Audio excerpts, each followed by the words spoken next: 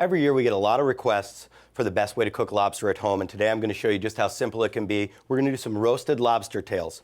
What I have here, some West Australian cold water lobster tails that are individually wrapped like this. They come frozen.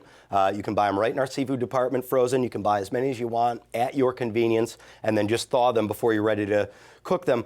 I've let these thaw overnight, actually 24 hours in the refrigerator. I think that allows the meat to just thaw at a very natural rate, and I think we get a better ingredient that way. So I'm just going to unwrap these. And there's a couple of things I like about these. What I like about them, the cold water, I think, makes the flesh a little firmer and a little sweeter, but I also like the fact that we've taken the time to go ahead and split the top for you, because we're going to cut these straight down.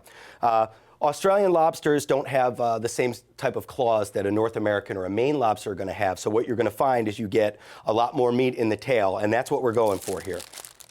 So I just want to unwrap these, set them on my board.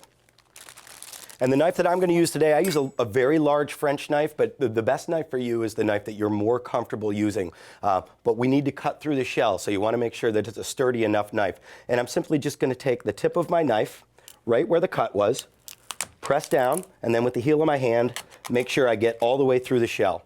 And then I'm going to turn it and do the same thing on the other side. And when you hear that crack, that sort of satisfying crunch, you know that you've done the right thing. And we'll split it right in half, and I'm just going to set it on my cookie sheet, and I'll show you again. Tip of the knife goes in, straight down, push with the heel of your hand, turn it around, and do the same thing on the other side. They almost just look like gigantic shrimp, but you can see what I was talking about the size of the tail. Just a lot of meat in these tails. I'm going to season them very simply. The first thing I'm going to do, I have some basting oil that I'm just going to go ahead and brush all over the flesh. I want to make sure it's completely covered. Obviously, it's going to provide good flavor, but it's also going to give us some protection because we're going into a very hot oven. So brush it all over the top. And then I just have some salt and pepper. Same thing, though. I want to make sure that I'm seasoned very evenly up and down the lobster.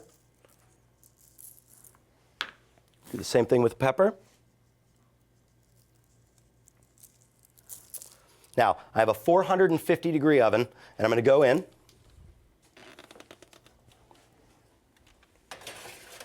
And that's going to take about 10 or 12 minutes. And what that allows it to do, the lobster is going to cook very, very evenly, but also because it's such a hot oven, it's going to start to crisp up around the outside. You're going to see the tails are going to curl a little bit, so we'll have crispy on the outside, and the flesh is going to be very, very soft and very, very tender. So after about 10 minutes, out of the oven, and this is exactly what I was talking to you about.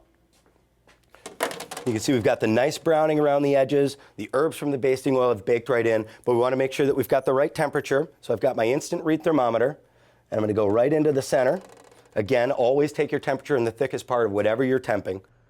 And I'm looking for 145 degrees. And we're right where we need to be, so that's perfect.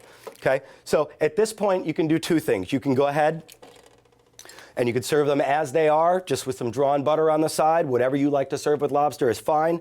Or you can let them cool to room temperature and then just throw them in your refrigerator. And then when they're cold, you can take the meat. It'll come right out of the tail, chop it up, make a lobster salad for lobster rolls. You really have a lot of options with this, and you can do it at home for a fraction of what it's going to cost you to have it out in a restaurant. As you can see, it couldn't be quicker. I'm just going to set them right on a platter for a display. Holiday time, you set this down on a table in front of your family and friends, you're going to be a hero. Just that simple, roasted lobster tails. Try it at home. Happy holidays.